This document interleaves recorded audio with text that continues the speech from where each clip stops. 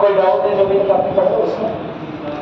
इस दिन भी doubt you want to ask करो, कोई चीज ऐसी है जो आपको नहीं है? अरे इसमें दिख नहीं रहा, दिख रहा है साफ? नहीं दिख रहा होगा।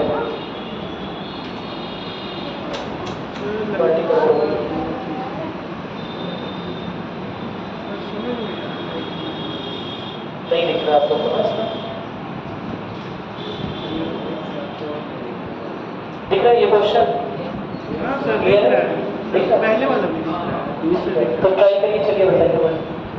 ये क्वेश्चन एमपीपीसीएस प्री 2017 में आया था, 2017 1909, यानी कि कौन सा था? मॉन्टेमेलो सुधार। Very good.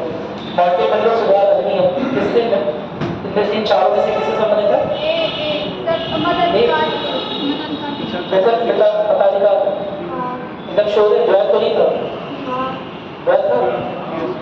द्वैत ही लग रहा है आंसर। द्वैत 1919 में आया था। मैंने याद करने का एक तरीका बनाया था कि 19 दो बार है, ठीक है? 1919 में 19 दो बार है, तो वो द्वैत शासन है। और वहां पर सब्जेक्ट भी दो हो गए ना, वहां पर प्रांतीय परिषद, वहां पर प्रांतीय परिषद और केंद्रीय परिषद में पहले विषयों का बंटवारा हुआ। साथ ही साथ प्रांतीय परिषदों में भी दो तरह के विषय हो गए। क्या हो गया? बंटवारा हो गया विषयों का ना उसमें, कि एक वो विषय थे जो कि डायरेक्टली गवर्नर के अंडर में आते हैं, और एक वो विषय थे जो कि विधान परिषद के अंदर में आते हैं। विधान परिषद उस पर कोई कानून बना सकता है। तो डबल चीजें थी वहां पर, एक द्वैत वाला था और एक डबल सब्जेक्ट्स थे। तो 1919 दो बार रिपीट होता है, ऐसे बनाओ ट्रिक, कुछ ट्रिक बनाओ, हर चीज याद ही रहेगी, ठीक है? और चीजें बहुत सारी पढ़ने के लिए। चलो, ये एमपीपीसीएस प्री में क्वेश्चन आया था, कर लोगे? चलो इसके ऊपर हमें देखते हैं एक बार।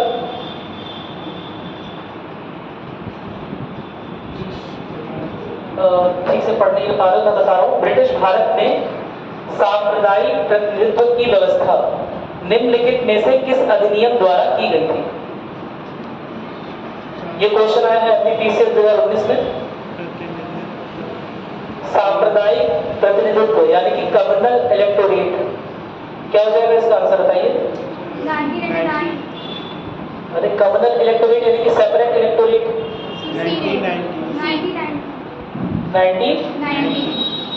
1919 हो जाएगा ना? 1909। अच्छा 1919 होगा कि 1909 होगा? सोचिए।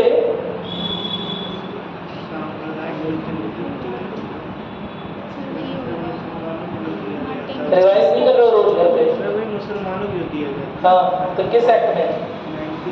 1919 में, 1909 में?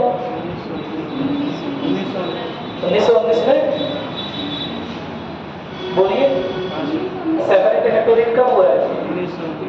1909 में या 1919 में? 1919 में। रिवाइज करो, कुछ ऐसे तुक्का मारने से काम नहीं चलेगा। अभी अभी ये क्वेश्चंस करवाए हुए हैं क्लास में, आपको कोई रश्मिकांत का कुछ नहीं पढ़ना है, केवल क्लास नोट्स देखने, सारे क्वेश्चन प्रीलिम्स वाले हो जाएंगे, गारंटी ले रहा हूँ। कुछ नहीं करना है, मतलब करना तो बहुत कुछ है, लेकिन अभी के लिए कुछ मत करो। अगर केवल क्लास में अटेंटिव होकर बैठो तो सारे प्रीलिम्स से क्वेश्चन निकलवा दो, आईएएस के हो चाहे पीसीएस के हो, चाहे एमपी के हो चाहे यूपी के हो। लेकिन अगर क्लास नोट से बाहर का एक क्वेश्चन हो तो बता, लेकिन तुम्हें उसके लिए रिवाइज करना पड़ेगा। ये क्वेश्चन हुआ है क्लास में 1909। अब क्यों याद आता? पहले क्यों नहीं याद है? मॉर्ले मिंटो यानी कि धर्म के आधार पर पृथक निर्वाचन क्षेत्र, उसी को तो बोलते हैं सांप्रदायिक प्रतिनिधित्व। मेरी बात समझ आ रही है? वो तो मॉर्ले मिंटो ने स्टार्ट किया था, शुरू किया था 1919 में, उसे बढ़ा दिया गया था।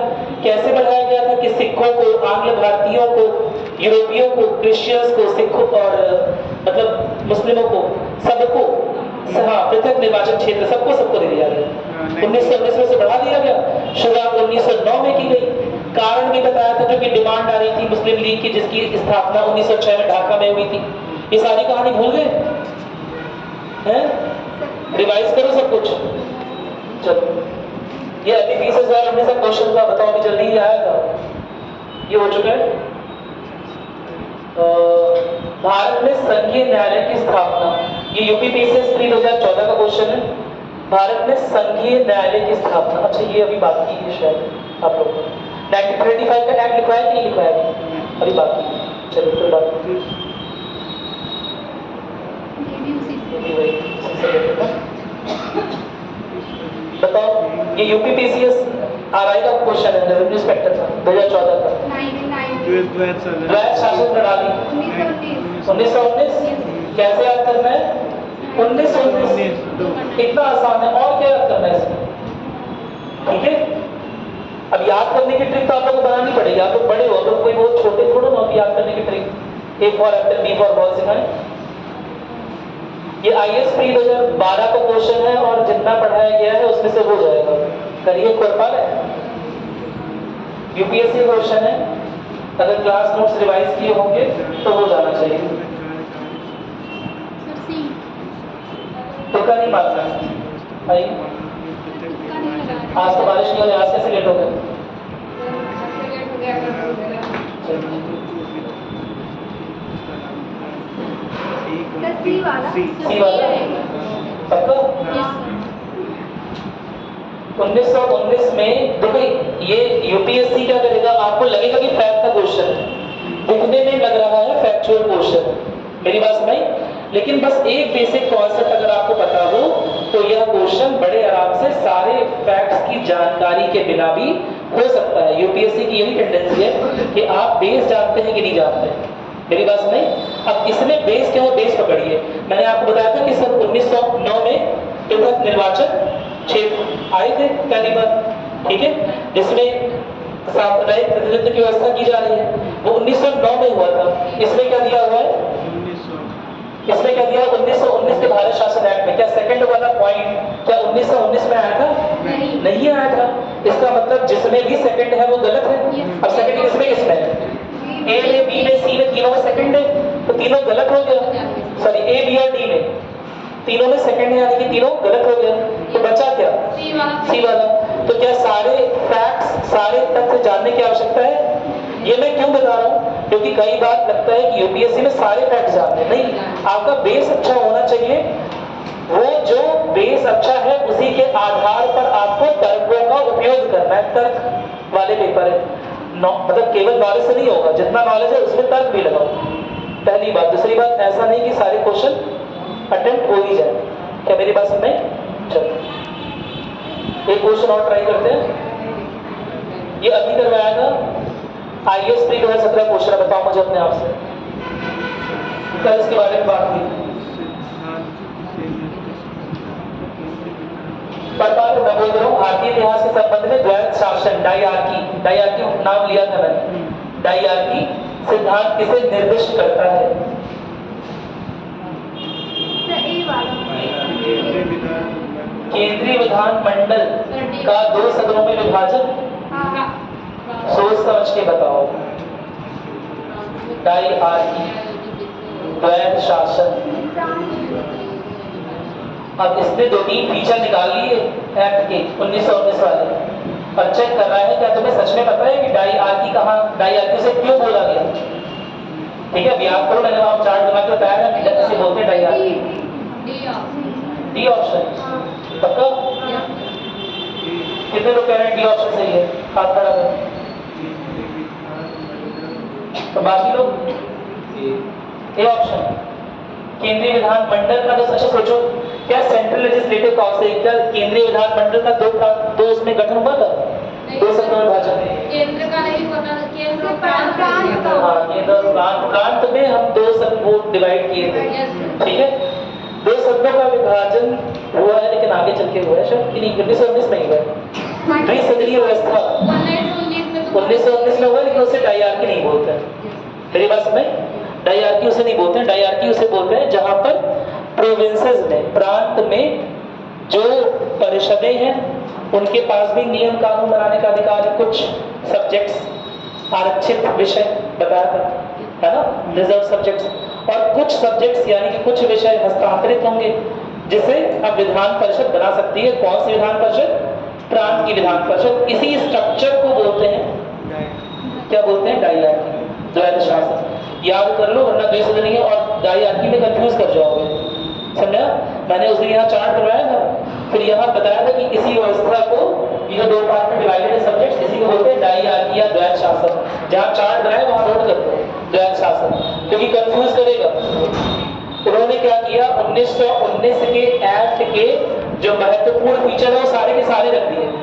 अब जो ये याद करके जाएगा कि 1919 में द्वैत शासन स्टार्ट हो गया था, वो कंफ्यूज हो जाएगा, क्योंकि 1919 में द्विसदनीय स्टार्ट हुआ है, 1919 में ये भी स्टार्ट हो गया।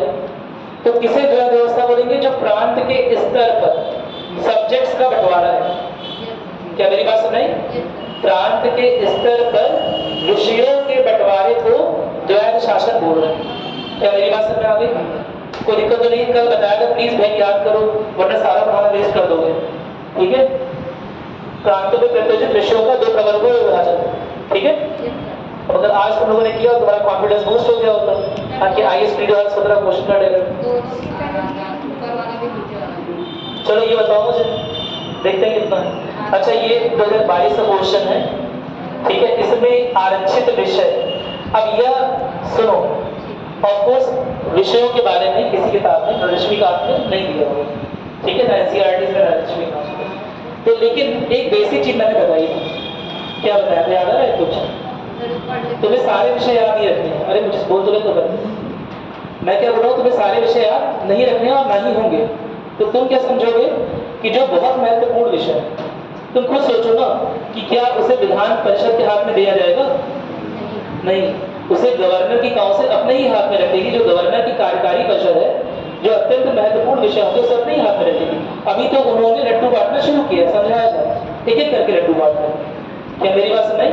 तो 1919 में जो एक्ट आया है, क्या उसमें जो महत्वपूर्ण सब्जेक्ट है, जो महत्वपूर्ण विषय है, क्या उसमें कानून या प्रावधान बनाने का अधिकार इतनी आसानी से मिल जाएगा विधान परिषद को?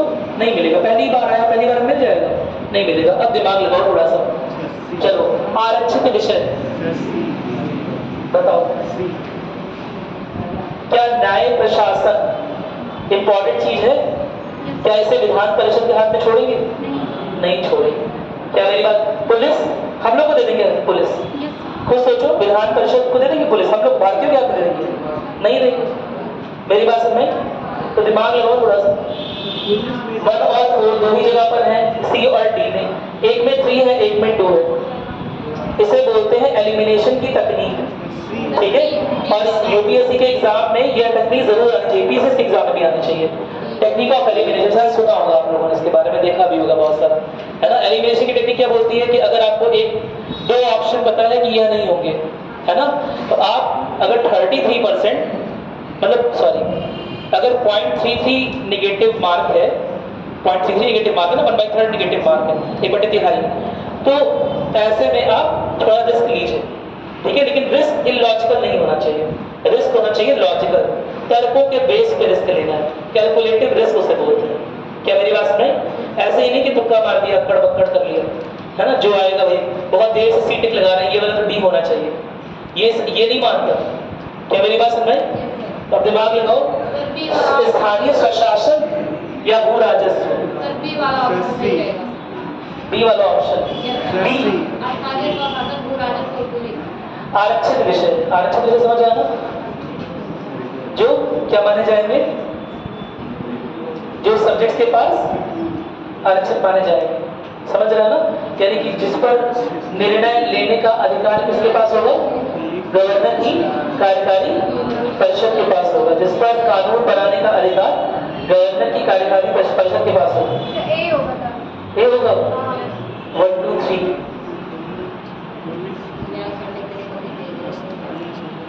आरक्षित विषय पूछ रहे हैं ना? क्या पुलिस को भारतीयों के हाथ में दिया जाएगा? अरे सुनो तो, क्यों दिया जाएगा? भारतीयों के हाथ में पुलिस को दिया जाएगा? तुम खुद सोचो। भारतीय विधान परिषद के हाथ में, मतलब जो प्रांतीय विधान परिषद है उसके हाथ में पुलिस दे देंगे? पुलिस और आर्मी की पावर किसके हाथ में रखेंगे? अपने हाथ में रखेंगे कम से कम। तो ये तो गायब हो रहा है वैसे भी। C और D में बताओ, सोचो। स्थानीय स्वशासन और भू राजस्व, हालांकि बहुत इक्वली इंपॉर्टेंट है। जो लोकल एडमिनिस्ट्रेशन है वो क्या करेंगे? वो प्रांतीय विधान परिषद के हाथ में दे सकते हैं। भू राजस्व नहीं देंगे, पैसा करेंगे, इंपॉर्टेंट चीज। क्या रिस्पॉन्सिबिलिटी लेंगे या पैसा लेंगे? गवर्नर काउंसिल, दिमाग लगाओ थोड़ा सा, गवर्नर काउंसिल क्या करेगी? क्या उसकी यह इच्छा होगी कि रिस्पॉन्सिबिलिटी ज्यादा ले ले? नहीं है?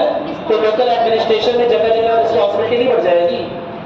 बोलो, लोकल एडमिनिस्ट्रेशन में जगह जगह एडमिनिस्ट्रेशन की, प्रशासन की जैसा जिम्मेदारी नहीं बढ़ जाएगी? बढ़ जाएगी ना। भू राजस्व की काम, पैसे की जिम्मेदारी हर कोई लेना चाहता है, मेरी बात समझ? इसमें भी जिम्मेदारी है, लेकिन भू राजस्व की जिम्मेदारी, टैक्स कलेक्शन, समझ रहा हो ना? तो ये हर कोई लेना है। ऑफ कोर्स ये बहुत इंपॉर्टेंट चीज है। भू राजस्व की जिम्मेदारी क्या सीधे भारतीयों के हाथ में देंगे, प्रांतीय विधान परिषद के हाथ में देंगे? नहीं देंगे। समझा है?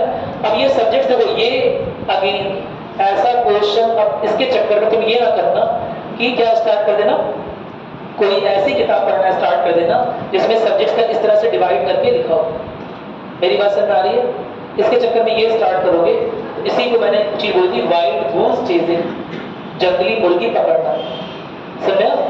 ऐसे आप 50 किताबें पढ़ जाओगे और अगला प्रश्न 91 किताब से आएगा और रिवीजन तो छोड़ो, कुछ खत्म भी नहीं हो पाएगा। क्या मेरी बात समझ? तो हर बार यूपीएससी का टारगेट क्या होता है कि 100 में आप 70-80 करो। मेरी बात समझ? 20-30 प्रश्न में रहेंगे जो आपको लगेंगे कि आपको आते हैं, लेकिन शायद आपको छोड़ने पड़े। मेरी बात समझ? छोड़ने की भी एक, प्रश्न छोड़ने की भी एक कला होती है। आपको लगे कि वह सब्जेक्ट आपको बहुत अच्छा तैयार है, फिर भी अगर लगे कि हाँ इसमें डाउट है, तो छोड़ सकते हो भाई, पूरे करने का पेपर नहीं है। आज तक किसी यूपीएससी टॉपर ने 200 तो छोड़ो, 150 भी नहीं क्रॉस किया। मेरी बात समझ? प्रीलिम्स में 150 का मतलब होता है 75 क्वेश्चंस, 125 क्वेश्चन छोड़े गए।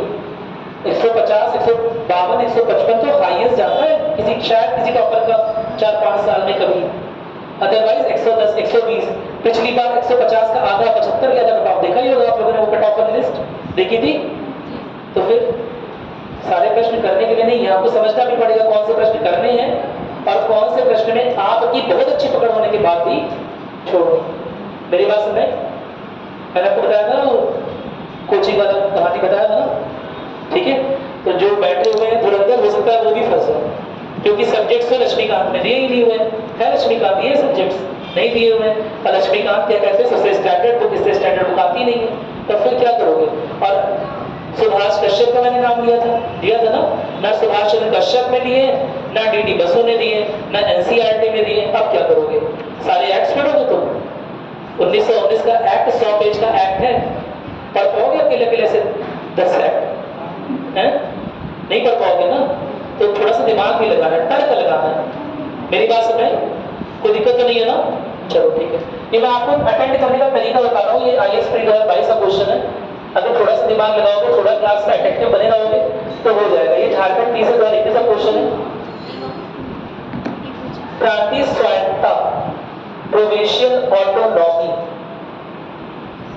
प्रांतीय स्वायत्तता, प्रांतों के पास अधिकार बढ़ाए जा रहे हैं।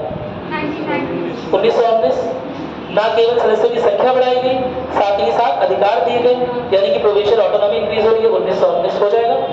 चलिए ठीक है, चलिए धन्यवाद। आपने अपने क्वेश्चन का चेक और ये तो देखो कितना अच्छा क्वेश्चन है। बीबीसीएस प्री 2013 कर लोगे ये? देखो चलिए कौन सा वाला? 1919 है पक्का? कितने लोग कह रहे हो 1919 एक्ट होगा? और बाकी लोग सो रहे हो? क्लास तो करो भाई। चलो सारे क्वेश्चन करवाए हुए हैं। मैं बस क्या बता रहा हूँ कि क्लास नोट से बाहर का अगर 20 क्वेश्चन आएंगे, शायद एक आध क्वेश्चन 2 क्वेश्चन देखें, वरना नहीं लिखेंगे। आपको बहुत फोकस किस पे करना है? क्लास नोट पर और यहाँ की अंडरस्टैंडिंग पर। क्या मेरी बात समझ में आ गई? क्या आगे बढ़े? चलो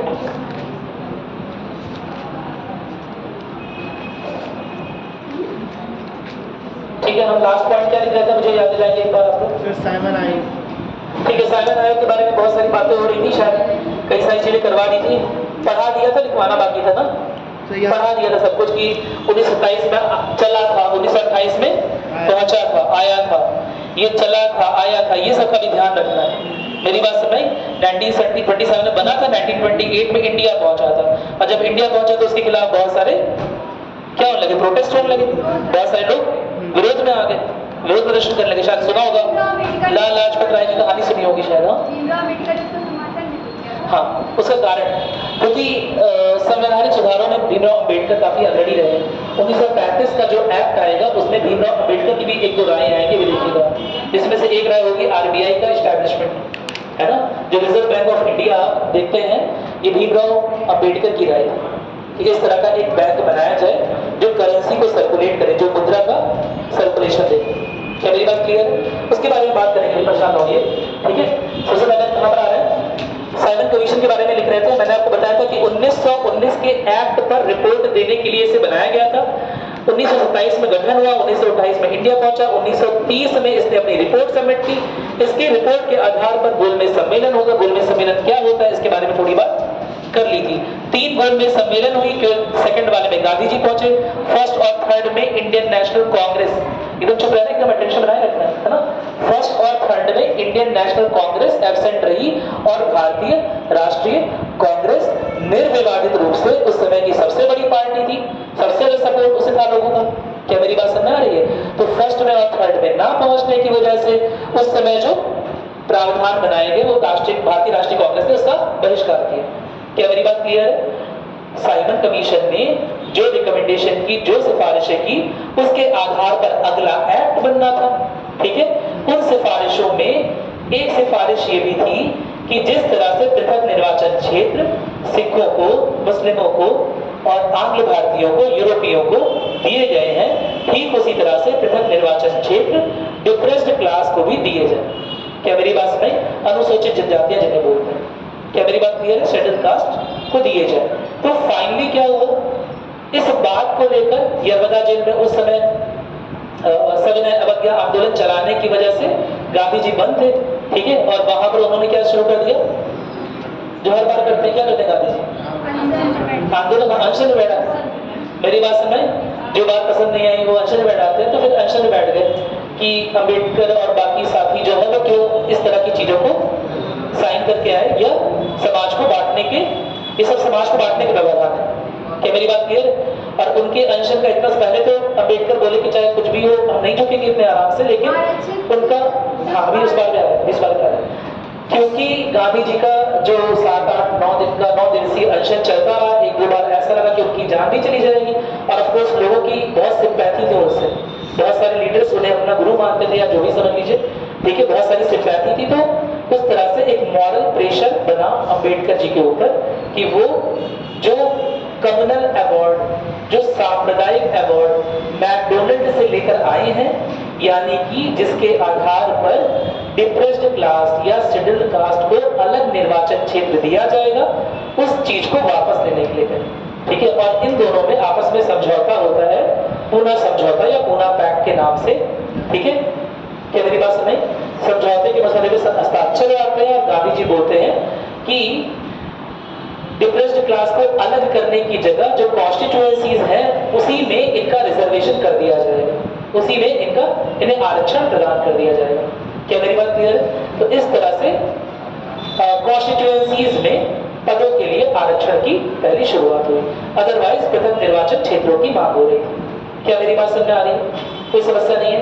अब 1927 का जो साइमन कमीशन था, जो 7 सदस्यीय कमीशन था, उसकी रिपोर्ट के आधार पर ही अगला एक्ट आना था। तो 1935 के एक्ट में उसकी सारी सिफारिशें लिखी गई, उसकी सिफारिशें बहुत सारी थी। इसीलिए भारत सरकार का अधिनियम जो गवर्नमेंट ऑफ इंडिया एक्ट आया 1935 का, उसमें कुल मिलाकर 321 सेक्शंस लिखे गए और 10 शेड्यूल्स, 10 अनुसूचियां लिखी गई। यानी एक बड़ा मसौदा तैयार किया गया, एक खाका, कह सकते हैं एक संविधान ही तैयार कर दिया गया। मेरी बात सुनाई? कोई दिक्कत तो नहीं है ना? ठीक है, तो नोट करना स्टार्ट करेंगे। चलिए,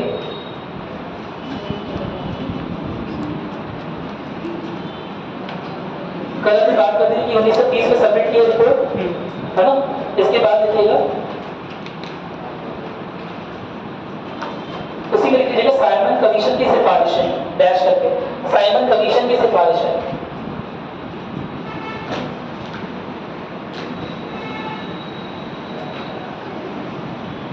साइमन कमीशन की सिफारिशें।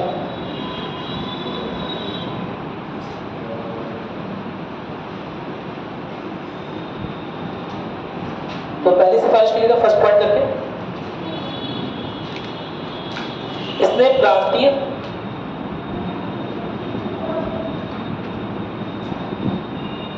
सिफारिशी बात डैश करके ऐसे लिख लीजिए, प्रांतीय स्तर पर द्वैध शासन को, प्रांतीय स्तर पर द्वैध शासन को खत्म करने की सिफारिश या खत्म करने का प्रस्ताव।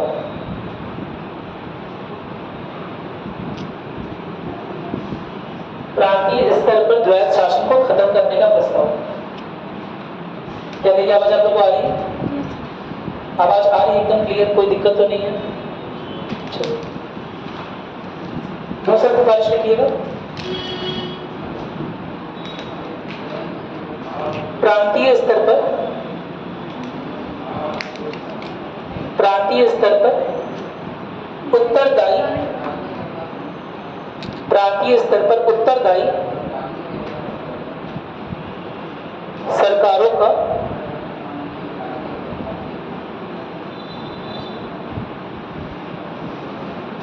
का गठन,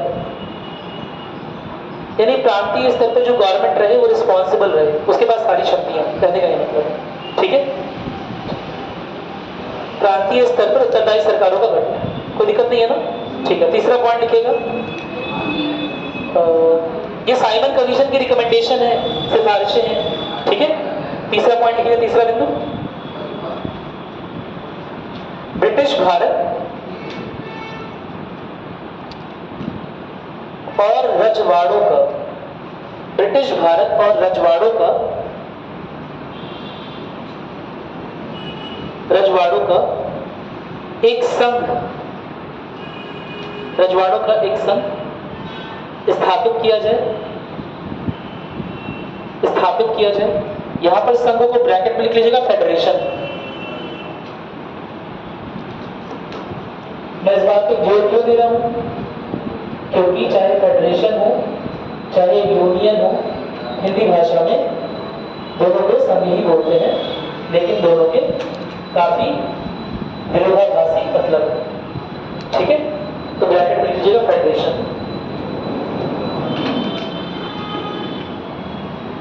हाँ, मैंने बोला प्रांतीय स्तर पर, सॉरी मैंने क्या बोला कि ब्रिटिश भारत का और प्रिंसली स्टेट्स यानी कि रजवाड़ों का, British India and princely states, British Bharat का और रजवाड़ों का एक संघ, यानी कि इसका मतलब दो चीज है, जो पूरा भारत है, जो संपूर्ण भारत है, वो ब्रिटिशर्स का भाग है क्या?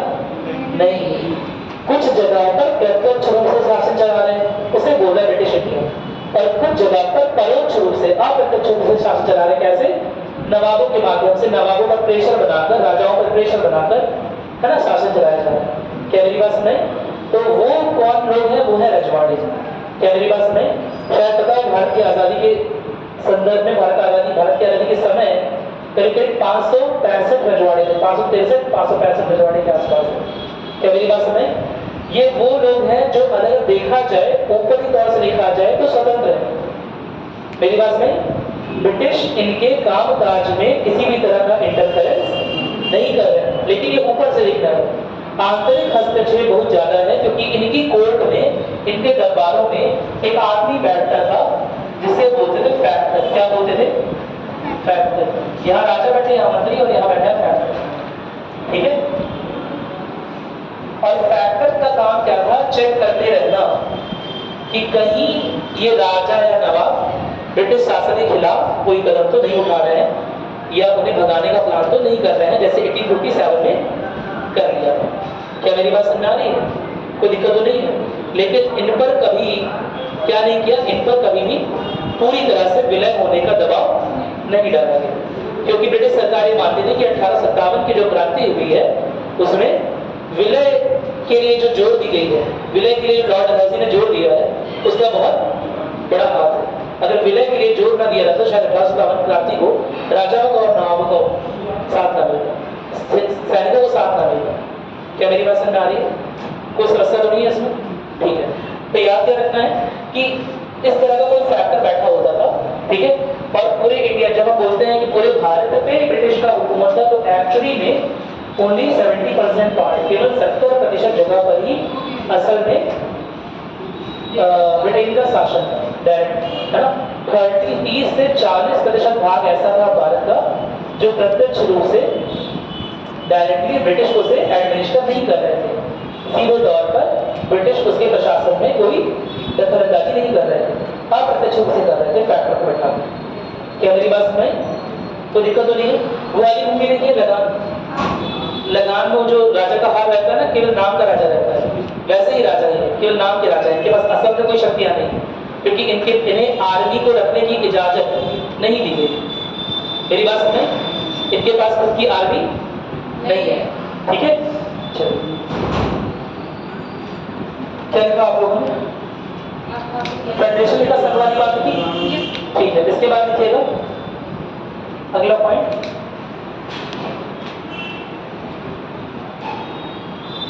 देखिए अब सिफारिश वाला बात हो गया, जो इंपॉर्टेंट सिफारिश वो लिख ली है, इसके अलावा अन्य पॉइंट लिख लीजिए। लिखिए साइमन कमीशन की सिफारिशों के आधार पर, साइमन आयोग की सिफारिशों के आधार पर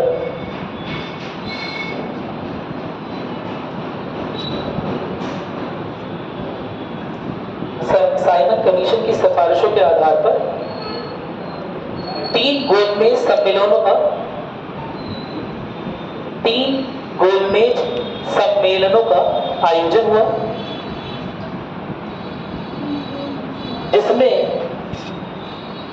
जिसमें पहली बार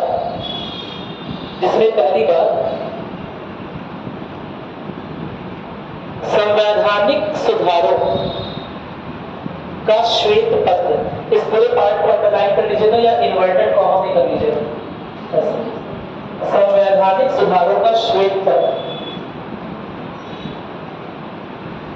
ठीक है।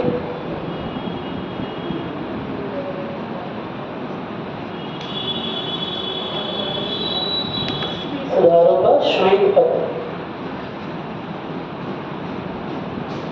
इंग्लिश में बोलते हैं white paper on constitutional reforms, white paper on constitutional reforms. क्या आपने इसके पहले श्वेत पत्र का नाम सुना है? निश्चित रूप से सुना होगा, सुना है?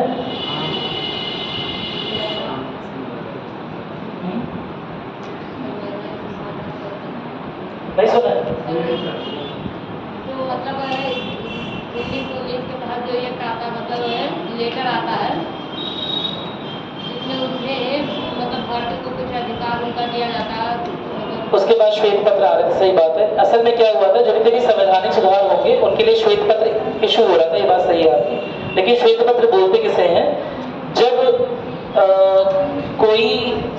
जब प्रावधान, ठीक है, जब संवैधानिक या वैधानिक प्रावधान ही किसी आयोग से आते हैं, ठीक है, किसी आयोग की रिकमेंडेशन पे आते हैं, यानी उस पर डिस्कशन पूरा हो चुका होता है, आयोग पहले ही डिस्कशन करवा चुका होगा।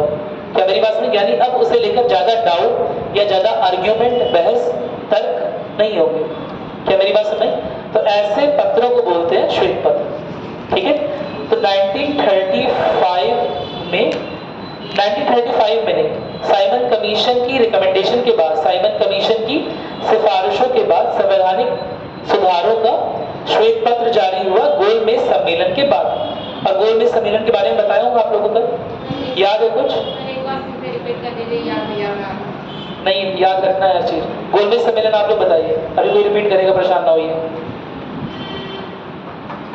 बताइए कुछ याद है? गोलमेज सम्मेलन को बताया था, गोली मेज क्यों बोल रहे हैं? गोल किसी ने बोला था उधर से, गोल मेज है, वो लड़की नहीं है यार।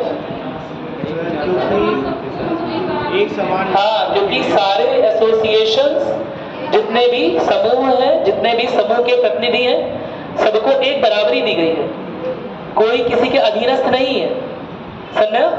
सबको एक बराबरी है, इसलिए वह गोल मेज है, क्योंकि गोल मेज का आकार है, इसलिए गोल नहीं है। मेरी बात सुन रहे? यही बताया था ना, ठीक है। तो गोलमेज सम्मेलन साइमन कमीशन की रिकमेंडेशन के आधार पर हुआ और उसमें ऐसा हुआ। लिखिएगा इन सिफारिशों को भारत शासन अधिनियम 1935, इन सुधारों को या इन सिफारिशों को भारत शासन अधिनियम 1935 में लागू किया गया। इसीलिए साइमन कमीशन आया ही था, समझाया था ना कि साइमन आयोग क्यों आ रहा है, क्योंकि जब 1919 में एक्ट बना, government of India act, Bharat शासन अधिनियम, जिसे मॉन्टेग्यू चेम्सफोर्ड रिफॉर्म या मॉन्टेग्यू चेम्सफोर्ड सुधार भी बोलते हैं, तो जब वो बना तो उसके बाद ये डिसाइड हुआ कि अब जितने भी संवैधानिक सुधार होंगे, जितने भी प्रावधान आएंगे, 10 साल बाद उनकी स्टडी होगी और वो सही है गलत है, उनका उनसे क्या असर पड़ रहा है समाज पे, है ना, क्या उनसे भारत के लोग खुश हैं या बदहाली की अवस्था में जा रहे हैं, उस पर डिस्कशन होगा और उसके बाद जो नया एक्ट आना होगा, जो नियम आना होगा, उसमें उस आयोग की सिफारिशों पर चर्चा होगी और जो भी सिफारिशें होंगी उन्हें माना जाएगा।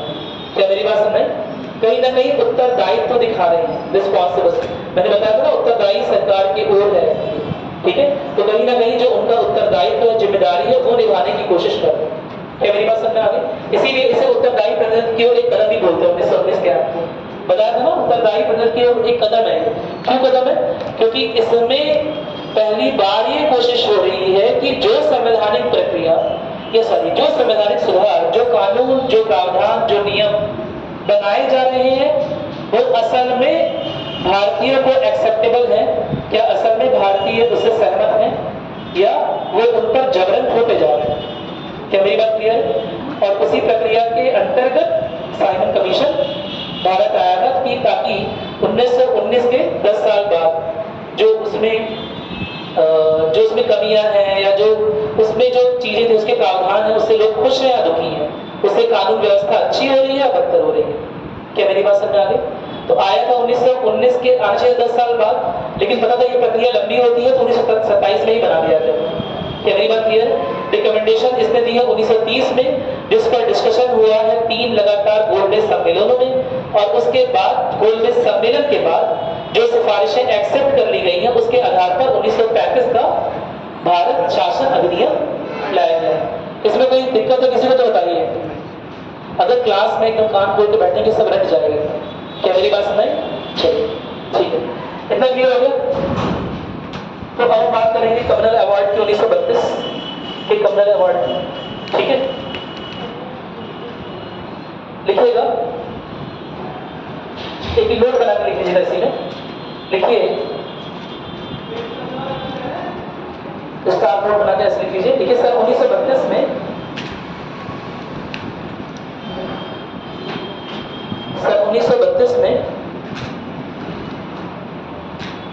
ब्रिटेन के प्रधानमंत्री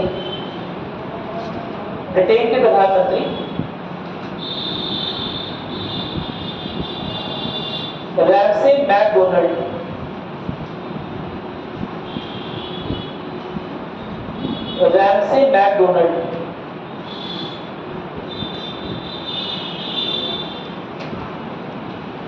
ने सांप्रदायिक रैमसे मैकडोनाल्ड ने सांप्रदायिक पुरस्कार के तहत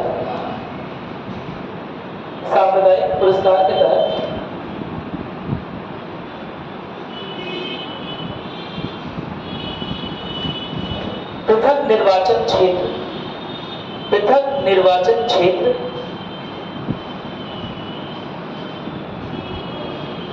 निर्वाचन क्षेत्र की परंपरा क्यों बोल रहा हूं कि ये लगातार हो रहा है 1909 के बाद की परंपरा को बढ़ाते हुए जो ट्रेडिशन चल रहा था सेपरेट इलेक्टोरेट देने का, की परंपरा को बढ़ाते हुए ना केवल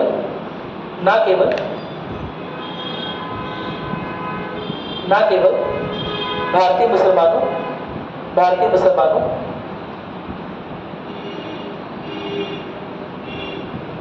सिखों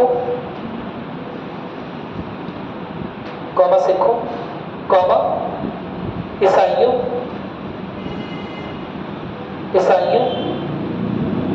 आंग्ल भारतीयों यूरोपियों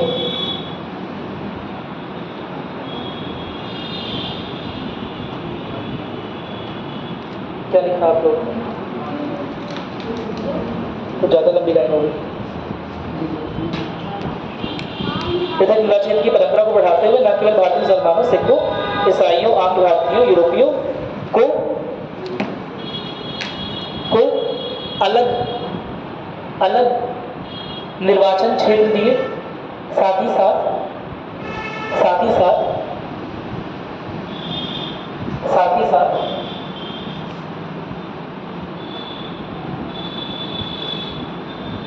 दलितों के लिए भी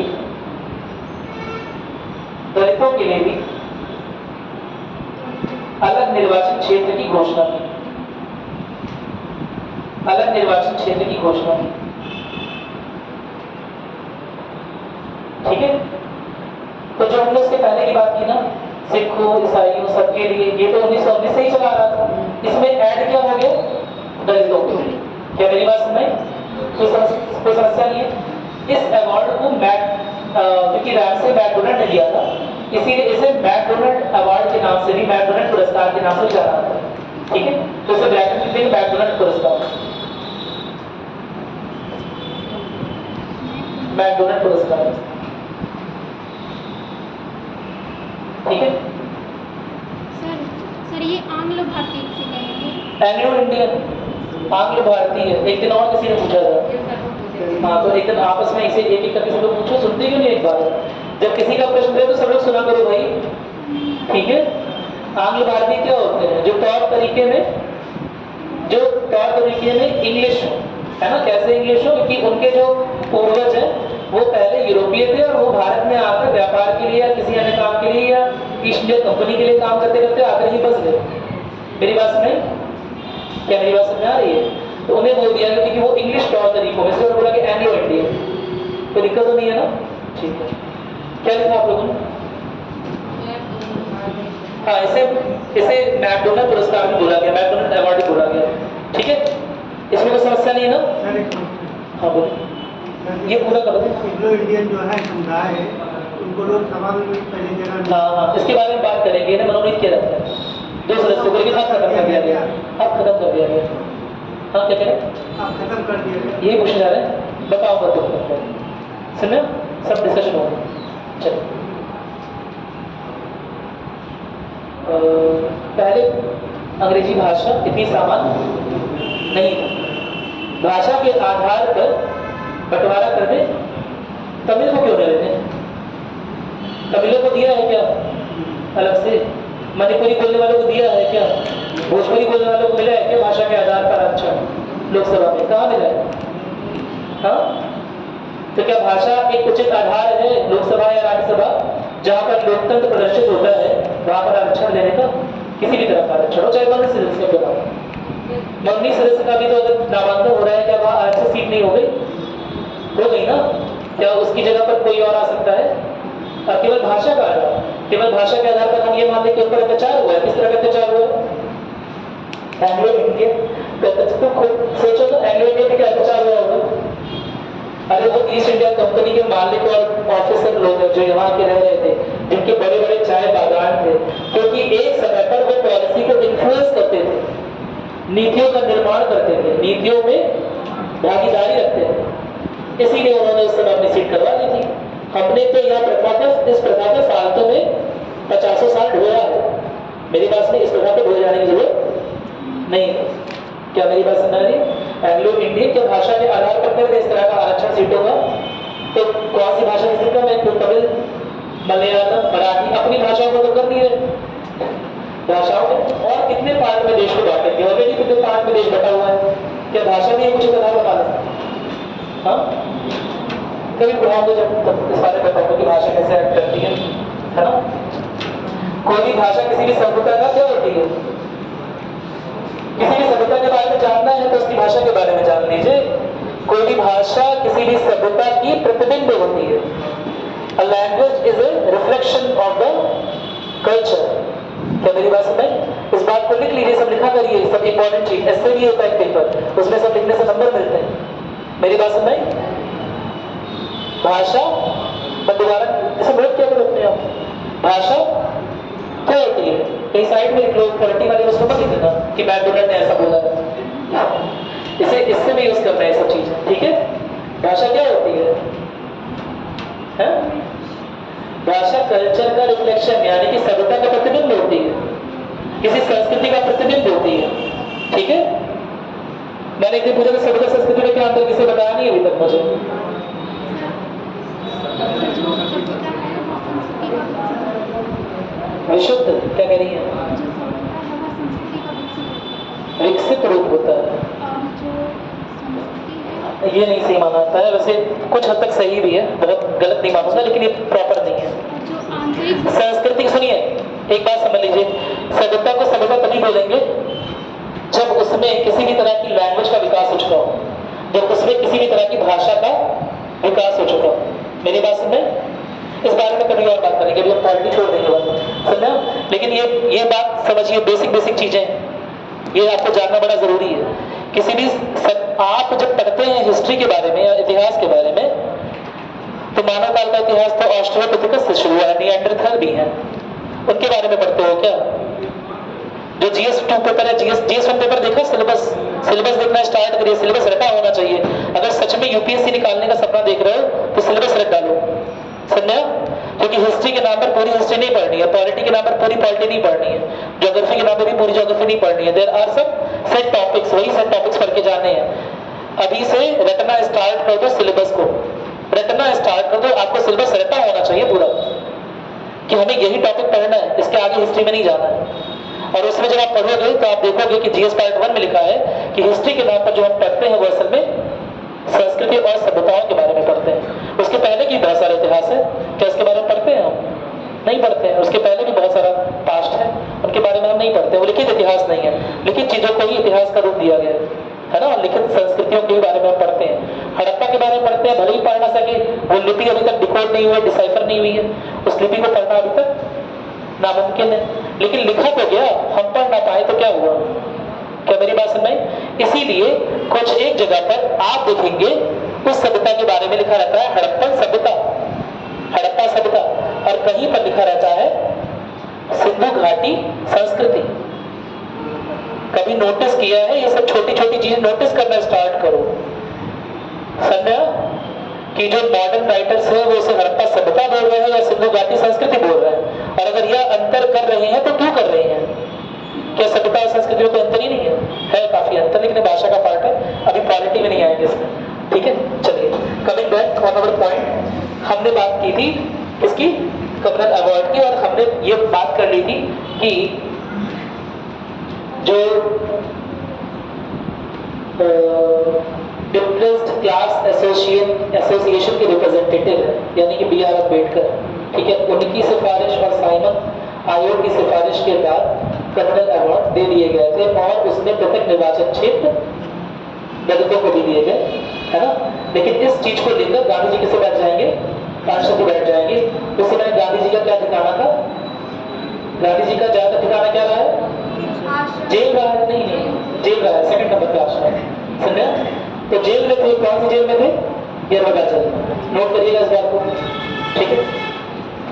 ये जेल बहुत इंपॉर्टेंट है गांधी जी के लाइफ में, क्योंकि जहां तक मुझे आता है इसी जेल में थे जब उनकी वाइफ की डेथ हुई थी, शायद मांडली जेल में थे या यरवदा जेल में थे। और उनके जो सेक्रेटरी थे देसाई, महादेव देसाई शायद नाम था, महादेव देसाई, उनकी भी डेथ जेल में हुई थी जब वो जेल में रह गए थे। नोट करिएगा, देखिए इस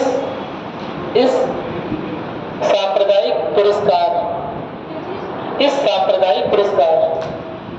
के विरोध में, इस सांप्रदायिक पुरस्कार के विरोध में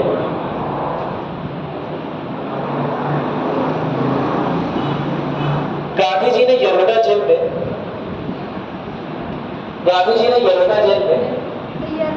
यरवदा लिखो,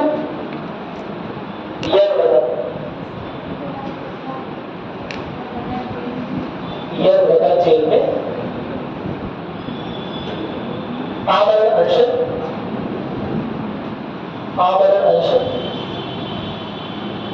शुरू कर दिया।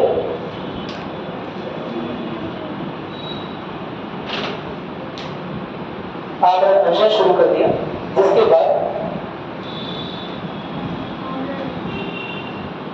आमरण अनशन शुरू कर दिया, जिसके बाद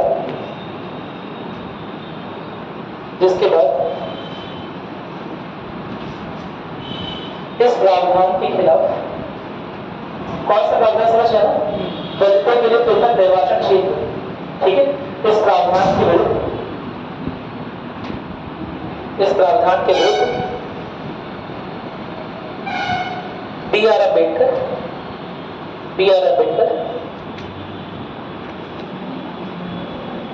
और गांधी जी ने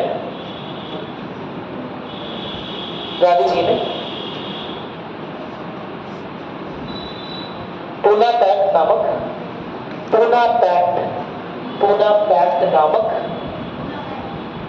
नहीं सुनाई दे रहा है?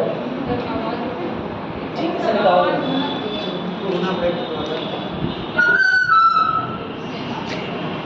पूना पैक्ट नामक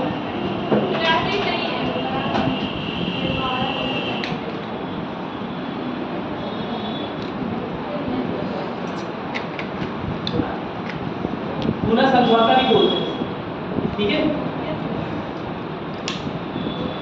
पूना पैक्ट नामक समझौते पर समझौते पर यह समझौता किया, पूना पैक्ट नामक समझौता, ठीक है। फिर खत्म। अब पूना पैक्ट में एक लाइन लिख लीजिएगा, ठीक है, हिस्ट्री के पॉइंट ऑफ व्यू से इंपॉर्टेंट है, देखिएगा। इस समझौते के तहत, आवाज आ रही है? इस समझौते के तहत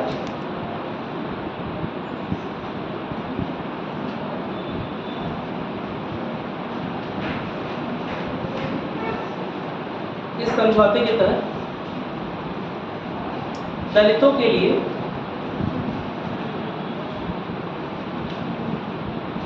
पृथक निर्वाचन क्षेत्रों की जगह पर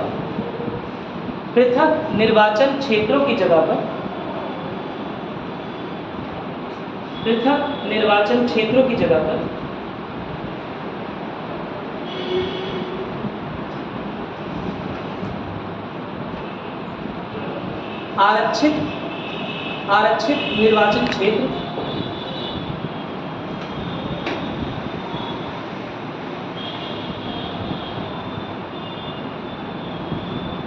बनाए जाने थे, आरक्षित निर्वाचन क्षेत्र बनाए जाने थे,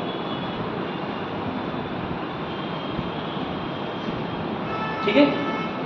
कोई दिक्कत नहीं है इसमें, ठीक है। अब हम बात करेंगे 1935 में गवर्नमेंट ऑफ इंडिया एक्ट, यानी कि भारत सरकार, भारत शासन अधिनियम 1935, हेड लगेगा भारत शासन अधिनियम 1935, इंग्लिश में लिखते हैं गवर्नमेंट ऑफ इंडिया एक्ट 1935।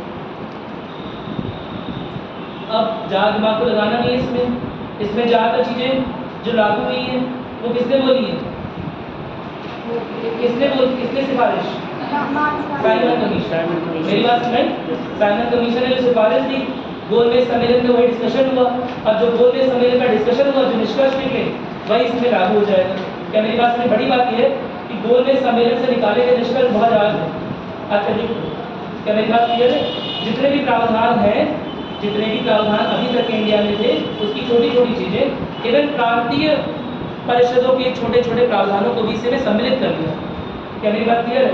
और जब इतना सारा सम्मिलित कर लिया जाएगा तो जो अब संविधान बनेगा या संविधान जैसा कुछ बनेगा, ठीक है, क्या संविधान कर सकते हैं, ठीक है, प्री कॉन्स्टिट्यूशन बोल सकते हैं, तो वो कैसा रहेगा? काफ़ी बड़ा रहेगा ना, क्योंकि हर तरह की धाराओं को, हर तरह के अनुच्छेदों को आपने जोड़ लिया है, प्रांतीय चीज़ों को भी जोड़ लिया है, ठीक है। और पहले से ही साइमन की रिकमेंडेशन को 100 से, मैंने जो आपको लिखाया वो 4 सिफारिशें नहीं, बहुत सारी सिफारिशें साइमन की, ठीक है। तो वो सब इस प्रावधान के हिस्से बनेंगे। तो इस जो प्रावधान है 1935 का जो एक्ट है वो अपने आप क्या हो जाएगा?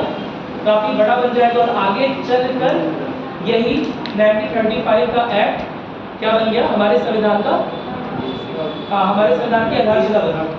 क्या मेरी बात सुन रही? नहीं बात सुन रही?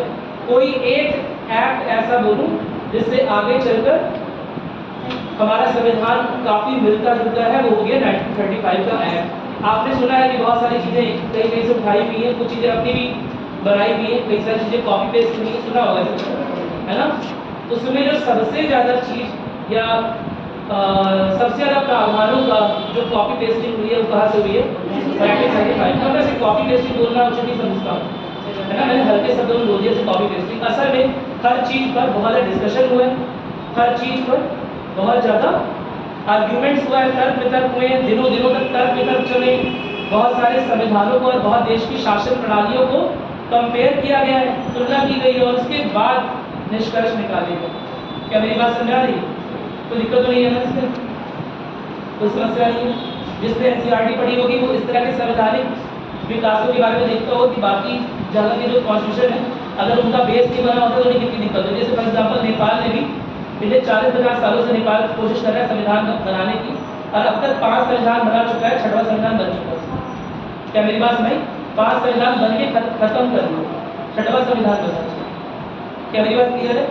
तो कोई भी देश जहाँ पर मेरा वचन ही है शासन जैसी टेंडेंसीज चल रही हो, राजाओं की, नवाबों की, महाराजाओं की, वहाँ पर संवैधानिक ढांचा खड़ा करना और उसका पालन करवाना आसान होता है क्या? ऑफकोर्स मुश्किल होता है। क्या मेरी बात समझ? इसीलिए कई सारी चीज़ें 1935 के एक्ट से निकाली गई, उन पर डिस्कशन होगा और अगर वो अच्छी है तो उसे लागू कर दिया जाए। क्या मेरी बात क्लियर है?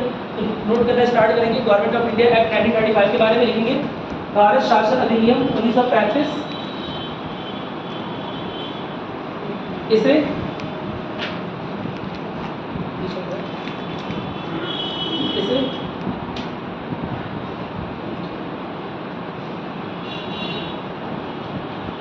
भारत में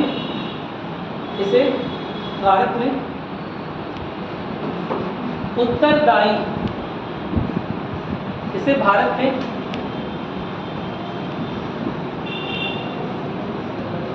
उत्तरदायी शासन की स्थापना के लिए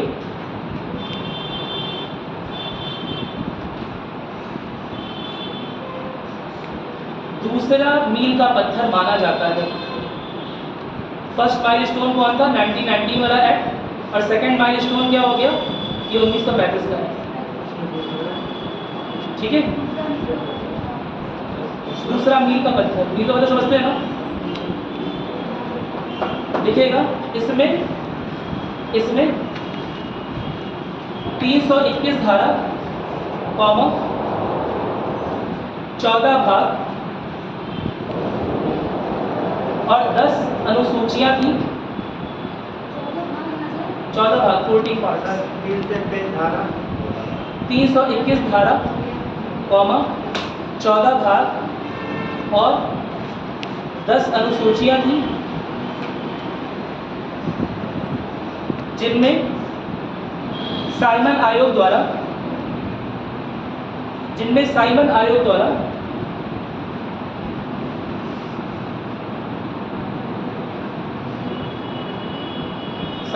द्वारा की गई सिफारिशें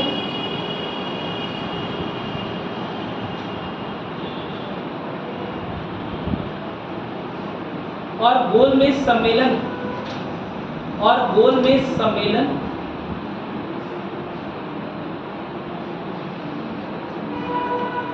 के विमर्श शामिल थे। मतलब ये अब जो प्रावधान लिखे गए हैं ऑफकोर्स ये गोलमेज सम्मेलन के बाद आए हैं, है ना? तो उसमें गोलमेज सम्मेलन में क्या डिसीजन लिया गया था वो सभी चीज़ें रहेंगी। लेकिन बड़ी बात यह है कि 1935 का जो एक्ट है वो पूरी तरह से लागू नहीं होगा। क्या मेरी बात क्लियर है? इसके बहुत सारे प्रावधान केवल लिखित प्रावधान बनकर हिस्सा रह गए और पूरी तरह से लागू ना हो पाने का एक बहुत बड़ा कारण था ग्लोबल परिदृश्य में आना दोबारा से, कि उस समय 1935 हो चुका है, आगे चलकर क्या होने वाला है? द्वितीय विश्व युद्ध होने वाला है ना? तो कुछ समय के लिए वो सारे प्रावधान चलेंगे, फिर द्वितीय विश्व युद्ध के समय पर कांग्रेस इस्तीफा दे देगी। उसके पहले ही काउंसिल से इस्तीफा देने लगती है ना? लेकिन द्वितीय विश्व युद्ध में पूरी तरह से इस्तीफा देती है कि भाई हमसे इजाज़त के बगैर हमारे सैनिकों को अपनी प्रोटेक्शन के लिए लगा रखा है। मेरी बात सही? अपने ये आपका जर्मनी के साथ युद्ध चल रहा है, ये आपका निजी युद्ध है, इससे भारत का क्या लेने देना? भारत के सैनिक क्यों आपके लिए मरने जाए? क्या मेरी बात समझ? तो इस बात से नाराज जो कांग्रेस के लोग होंगे, जो उस समय परिषदों के सदस्य भी होंगे, वो सारे के सारे क्या करेंगे? इस्तीफा दे देंगे और उस समय 1935 का एक्ट के जो प्रावधान है वो काम करना बंद कर देंगे या प्रावधान सही से लागू नहीं हो पाए। क्या मेरी बात समझ? जो बहुत अधिकतम चले हैं प्रावधान वो 1935 से लेकर 1936 से लेकर 1938-39 तक चले, वरना अधिकतर प्रावधान 1937-38 में ही पूरा बंद होगा। क्या मेरी बात समझ? कोई समस्या नहीं है ना इसमें? ठीक। तो नोट करना स्टार्ट करेंगे, लिखिएगा लिखिएगा। याद करो, पहला रिकमेंडेशन, पहली सिफारिश साइमन आयोग की क्या थी? ये जो बंद कर दिया जाए, ये क्रांति क्या? हाँ, संघ, वेरी गुड, कर दिया जाए। है ना। ब्रिटिश इंडिया, ब्रिटिश भारत और रजवाड़ों को मिलाकर एक संघ की स्थापना की जाए। क्या मेरी बात क्लियर है? देखोगे यही रिकमेंडेशन, यही सिफारिश सबसे पहले किसकी थी? साइमन आयोग की। और इसी का प्रोविजन इसमें बनाया जा रहा था, इसी के लिए काम किया जा रहा था। लिखोगे इस प्रावधान के अंतर्गत, इस प्रावधान के अंतर्गत एक अखिल भारतीय संघ, all India federation, Akhil Bharatiya संघ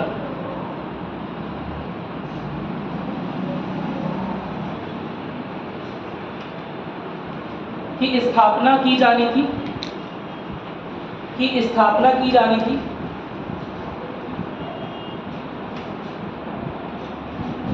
जो कि प्रांत और रजवाड़ों, जो कि प्रांतों और रजवाड़ों, प्रांतों के बीच में लिखेगा ब्रिटिश इंडिया, ब्रिटिश भारत।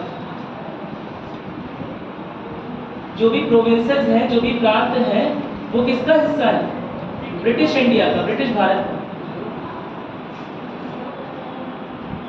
ठीक है। और रजवाड़े, यानी कि इंग्लिश में बोलते हैं प्रिंसली स्टेट। ठीक है, प्रिंसली स्टेट्स, रजवाड़ों।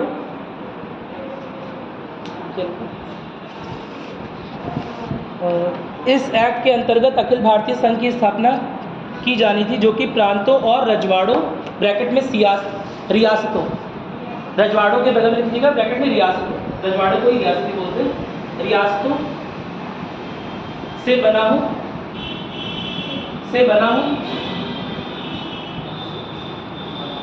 ठीक है। पहला पॉइंट ये हो गया, कोई समस्या नहीं है ना इसमें। एक संघ बनाने की कोशिश की जा रही है, ठीक है, ताकि ये सब यूनाइटेड वे में काम करे, एक ही एक्ट आए और आगे चलकर आसानी हो जाए। या एक बात और भी थी कि उन्हें लग रहा था कि हो सकता है आज नहीं तो कल इंडिया को छोड़ना पड़े, तो हम इंडिया को एक यूनाइटेड नेशन, समझ लो ना, एक सम्मिलित या एक ही देके जाए, एक एकीकृत मॉडल देके थे। क्या मेरी बात क्लियर है?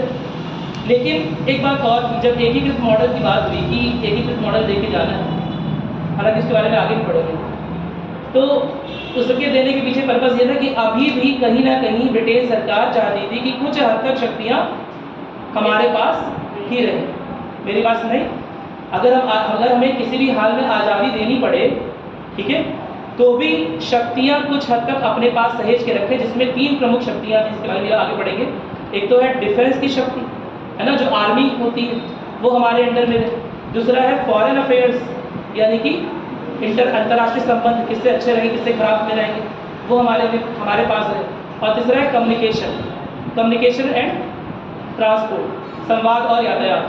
ठीक है, तो ये तीनों शक्तियाँ ब्रिटिश सरकार हर हाल में अपने ही हाथ में रखना चाहती थी, और इसीलिए एक दिमाग में आइडिया प्लान आया होगा कि चलो भारत को रजवाड़ों के साथ यूनाइटेड करते हैं और फिर बोल देंगे कि हम छोड़ रहे हैं, बस ये 3 शक्तियाँ हम अपने पास रखेंगे, बाकी जितना भी आप लोग को अपने लिए कानून बनाना है, नियम बनाना है, अपनी विधान परिषदों में इलेक्ट होकर, निर्वाचित होकर बनाएंगे। क्या मेरी बात समझ आ गई? कोई समस्या नहीं है इसमें? नोट करना स्टार्ट करेंगे, लिखिएगा। देखिए इसके अंतर्गत केंद्र और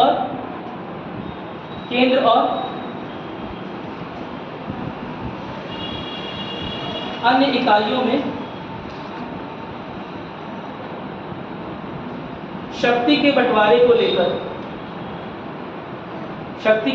या क्षेत्र अधिकारों के बंटवारे को लेकर भी लिख सकते हैं आप। शक्ति के बंटवारे को लेकर 3 सूचियां बनाई गई, 3 सूचियां बनाई गई, 3 लिस्ट बनाई जा रही है ना। पहला लिखिएगा, फर्स्ट पॉइंट, संघात्मक सूची, जिसे बोलते हैं फेडरल लिस्ट, जिसमें सब्जेक्ट्स कितने हैं? 59। फेडरल लिस्ट या संघात्मक सूची, देखो कितने विषय हैं? 59 विषय। दूसरा लिखिएगा प्रांतीय सूची, प्रांतीय सूची, प्रोविंशियल लिस्ट। इसमें विषय कितने रहेंगे? 54, 54। और तीसरा लिखिएगा समवर्ती सूची,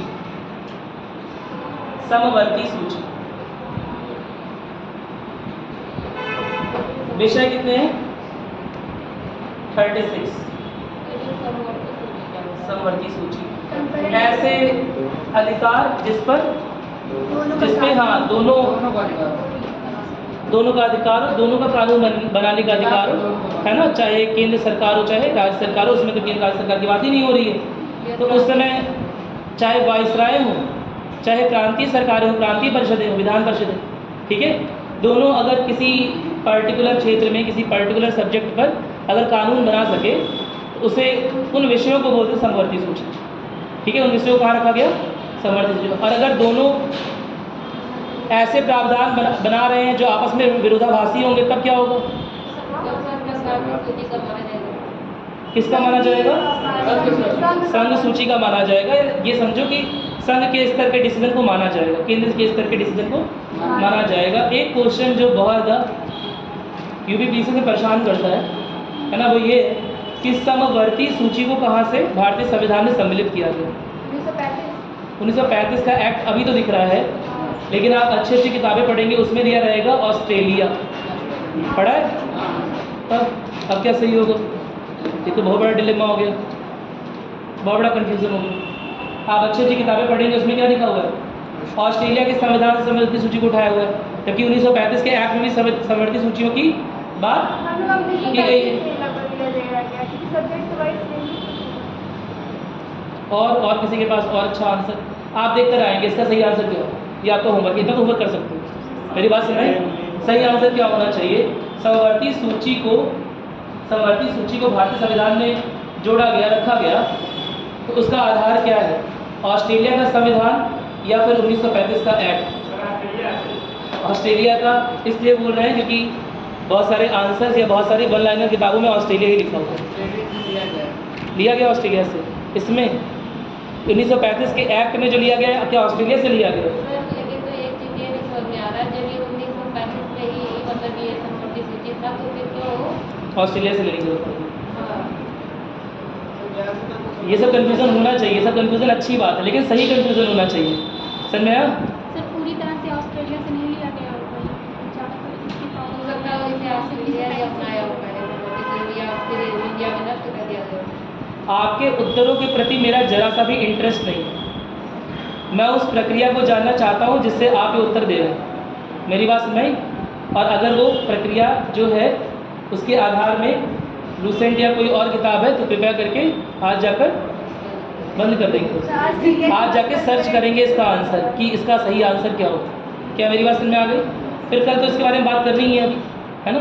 चलो अभी क्या नोट किया? ये तीनों सूचियों और उनके तीनों सूची की बात कर ली। अच्छा, क्या सारे सब्जेक्ट्स क्या सूचियों में रहेंगे? देखो, चाहे कितना भी अच्छा संविधान लिख लिया जाए, लेकिन हमेशा कुछ ना कुछ विषय, हमेशा कुछ ना कुछ क्षेत्र बच जाते हैं। क्या मेरी बात समझ? तो ऐसे में वो रेसिडुअरी पावर यानी जो बची हुई शक्तियाँ, जो बचे हुए क्षेत्र हैं, उनके पास शक्तियाँ किसके पास है ना? किसके पास है? वाइसराय के पास है, केंद्र के पास। तो दिक्कत तो नहीं है ना? नोट करोगे? ये नोट कर लिया समवर्ती सूची, ठीक है। तीसरा नोट करोगे, इसके इसी में आगे नोट करो, लिखिए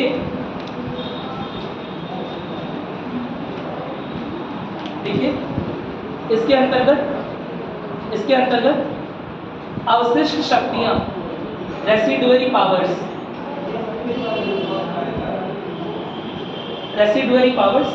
वाइसराय को देंगे, ठीक है। रेसिडुअरी पावर्स, अवशिष्ट शक्तियां बची हुई जो शायद इन क्षेत्रों या सब्जेक्ट्स में ना रही हो, जो इन विषयों में ना रही हो।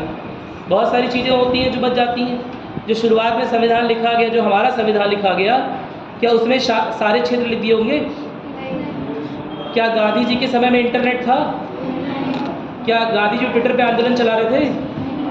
हैं बायकॉट इंग्लैंड? हैं नहीं चला रहे थे ना? डिजिटल नहीं था उस समय इंडिया। आज के टाइम पे डिजिटल इंडिया हो गया है, बहुत सारी नई चीज़ें खुल रही हैं, आर्टिफिशियल इंटेलिजेंस आ गया, कृत्रिम बुद्धिमत्ता आ गई है ना। तो लगातार विषय बढ़ रहा है ना, और उन विषयों पर कौन डिसीजन लेगा, कौन निर्णय लेगा? क्या मेरी बात में जो नए नए खुलते हुए विषय, यह कभी कभी क्या हो सकता है, डिबेट का वजह बन सकता है, ये कभी कभी कॉन्फ्लिक्ट का अकारण किसी तरह से परेशानी की वजह बन सकती है। राज्य बोलेगा हमारे अधीन कर दो, केंद्र बोलेगा हमारे अधीन होना चाहिए। क्या मेरी बात क्लियर है? तो इसके लिए एक प्रावधान संविधान में लिखा हुआ है, और इसमें भी लिखा हुआ है कि इस तरह की शक्तियाँ जो बची हुई हैं, अवशिष्ट शक्तियाँ, वो किसके पास रहेंगी? वायसराय के पास है, केंद्र स्तर पर रहेंगी। क्या मेरी बात क्लियर है? कोई दिक्कत नहीं है ना? इंग्लिश में बोलते हैं रेसिडुअल पावर्स या रेसिडुअरी पावर्स। क्या ये संविधान या यह ढांचा लागू हो पाया? नहीं लागू हो पाया। तो लिखेंगे इस बात को डैश करके यहाँ पर,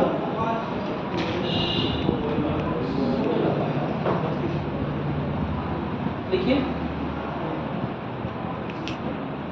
लेकिन यह कभी लागू नहीं हो पाया। ब्रैकेट में लिख लीजिए, लेकिन यह कभी लागू नहीं हो पाया, लेकिन यह कभी लागू नहीं हो पाया।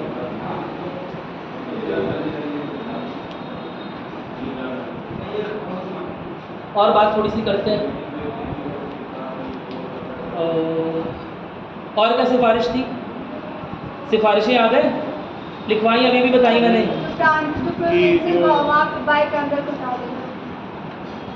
बाइकैमरिज्म को नहीं, बाइकैमरिज्म प्रोविंसेस में नहीं था, बाइकैमरिज्म सेंटर में, समझा? द्विसदनीय व्यवस्था,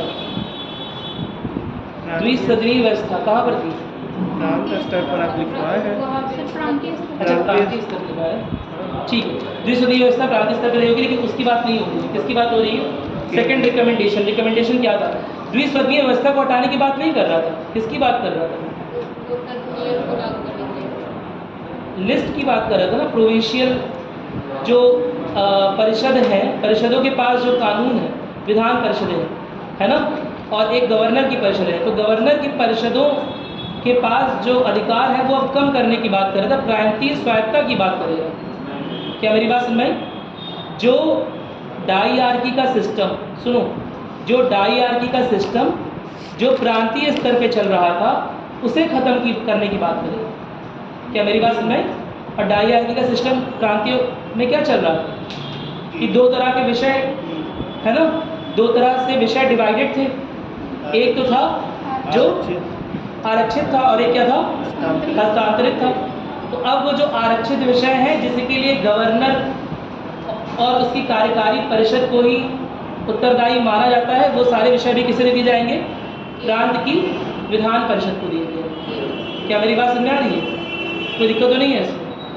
डाईआरकी को खत्म कर दिया गया। जो द्वैध शासन प्रणाली है प्रोविंशियल स्तर पे, इसे खत्म करने की डिमांड उठी थी साइमन आयोग द्वारा। वो बोल रहा था कि इससे बड़ी कंफ्यूजन हो रही है, ठीक है, और प्रांतीय स्तर पर इसे देखना बड़ा, जांचना बड़ा कठिन है कि किसके अधिकार क्षेत्र में क्या आता है, कौन किस पर कानून बनाता है। क्या मेरी बात समझ? कभी कभी अधिकार क्षेत्र आपस में क्या करेंगे? मिल भी जाएंगे। तो ऐसे में कौन बनाएगा? बड़ी मुश्किल हो रही है, स्पेशली प्रांत के स्तर। क्या मेरी बात क्लियर? धीरे धीरे प्रांत की शक्तियाँ बढ़ानी भी थी, यही तो बात थी कि धीरे धीरे प्रांत की शक्तियाँ बढ़ानी है। नोट करोगे? आप लोगों को द्वैध और बाइकैमरिज्म में दिक्कत हो रही है, एक बार उसे देख जाना क्या पढ़ा है, ठीक है? कल के नोट्स एक बार रिवाइज करना, एकदम क्लियर हो जाएगा। द्विसदनीय और द्वैध शासन अलग अलग, इसका आंसर भी आप लोगों ने गलत किया था, और यहाँ भी ऐसे ही करो। द्वैध और द्विसदनीय एक ही चीज़ नहीं है। मेरी बात नहीं? द्विसदनीय में दो सदन बन रही है, बस जो लेजिस्लेटिव काउंसिल थी गवर्नर के अंदर, वो अब दो पार्ट में डिवाइड हो गई, उच्च सदन और निम्न सदन, ठीक है। और जो हम द्वैध शासन की बात करते हैं, उसमें प्रांत के स्तर पर क्या था? जो दो विषय थे, दो तरह के विषय थे, एक हस्तांतरित और एक आरक्षित, ट्रांसफर्ड और रिजर्व। आरक्षित विषयों पर जो नियम कानून है वो गवर्नर और उसकी काउंसिल बना रहे थे, गवर्नर और उसकी कार्यकारी परिषद बना रहे थे। क्या मेरी बात समझ? कौन सा गवर्नर? Province governor. मेरी बात समझ आ रही है? और जो दूसरे विषय है हस्तांतरित विषय, उस पर कौन बना रहा था? उस पर प्रांत की विधान परिषदें बना रही थी। क्या मेरी बात क्लियर है? तो प्रांत की विधान परिषदों की शक्ति को बढ़ाने के उद्देश्य से 1919 का एक्ट पहला मील का पत्थर और 1935 का एक्ट दूसरा मील का पत्थर। क्या मेरी बात समझ में आ गई? इससे प्रोविंशियल ऑटोनॉमी और बढ़ जाएगी, इससे प्रांत की स्वायत्ता और बढ़ जाएगी। अब इसके लिए हिंदी वाला क्लास प्रॉपर्ली करें, ठीक है?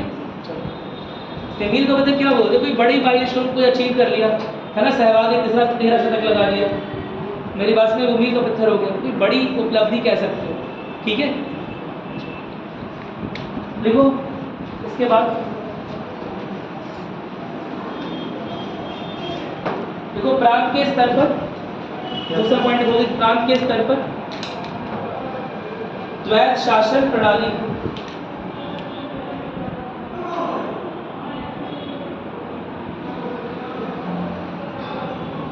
को खत्म कर दिया गया और प्रांतीय स्वायत्ता, प्रोविंशियल ऑटोनॉमी इंग्लिश में बोलते हैं, प्रांतीय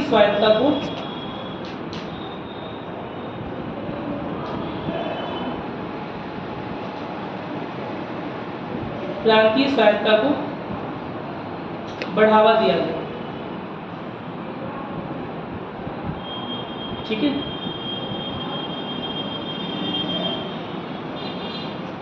जब प्रांतीय स्वायत्ता को बढ़ावा दिया जाएगा, आरक्षित जो विषय थे गवर्नर और उसकी काउंसिल के लिए, वो भी अब किसे मिल जाएंगे? प्रांतीय विधान परिषदों को मिल जाएंगे।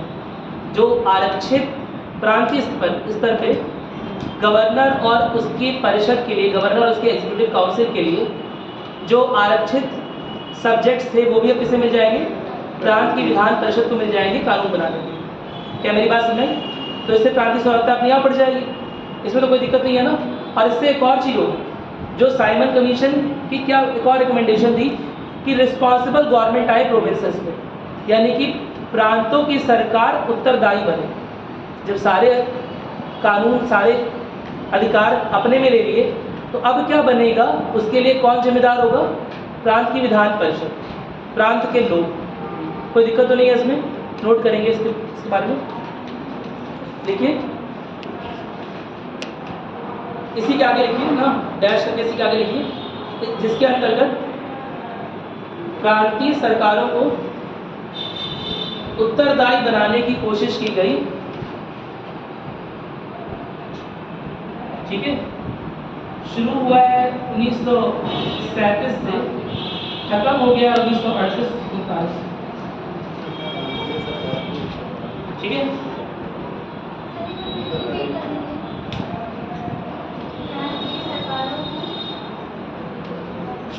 प्रांतीय सरकारों या प्रांत स्तर पर सरकारों को उत्तरदायी बनाने की कोशिश की, ठीक है? शुरू कब हुआ है? 1937 में। खत्म कब हुआ है? 1939 में। 1939 में क्यों खत्म होगा? क्योंकि क्या शुरू हो रहा है विश्व स्तर पे? द्वितीय विश्व युद्ध, जिसकी वजह से कांग्रेस की सरकार परिषदों से इस्तीफा दे देगी। इस्तीफा दे देगी तो ये सब चल नहीं पाएगा। क्या मेरी बात समझ? तीसरा लिखोगे, तीसरा लिखोगे। मैं क्यों इस पे जोर दे रहा हूँ? क्योंकि आपने जो आंसर दिया वो केवल गलत नहीं है, उससे गलत कुछ हो ही नहीं सकता। मेरी बात समझ में? पाप है ये आंसर जो आपने दिया। मैं ऐसा क्यों बोल रहा हूँ? क्योंकि प्रोविंसेस में डायआर्की खत्म हो गई थी इस 1935 के एक्ट के बाद, और सेंटर स्तर पे लागू हो गई थी। मेरी बात सुनाई? सेंटर स्तर पे अब डायआर्की लागू हो जाएगी। सेंटर स्तर पे यानी केंद्र स्तर पर द्वैत शासन प्रणाली कैसे लागू होगी, इस बारे में बात करते हैं। देखो देखिए पूरी लाइन लिखिएगा। देखिए द्वैत शासन प्रणाली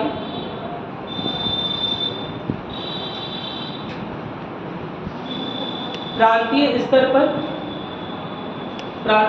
पर खत्म कर दी गई, पर केंद्रीय स्तर पर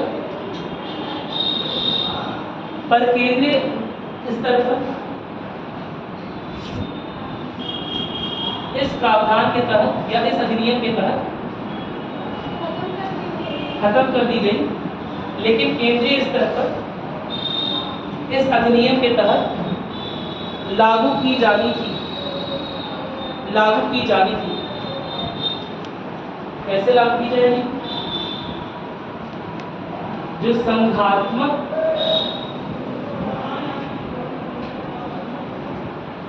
सूची होगी, उसके जो विषय होंगे, अब उसे दो पार्ट में डिवाइड कर लेंगे। जो फेडरल लिस्ट होगी उसे दो पार्ट में डिवाइड कर लेंगे। कौन से पार्ट में? जो हमने 1919 के ही एक्ट में देख रखे हैं। कौन कौन से? आरक्षित और हस्तांतरित। हस्तांतरित, ठीक है। आरक्षित मतलब क्या होगा? रिजर्व। किसके लिए रिजर्व कर लिया गया? वाइसरॉय और उसकी एग्जीक्यूटिव काउंसिल के, ठीक है। हस्तांतरित यानी कि ट्रांसफर। किसके पास शक्तियां आ गई? केंद्रीय विधान परिषद। केंद्र के स्तर की बात हो रही है ना, क्यों प्रांत कहा जाता है? केंद्र की बात हो रही है ना। प्रांत में तो खत्म कर दिया गया, कहाँ लागू कर दिया गया?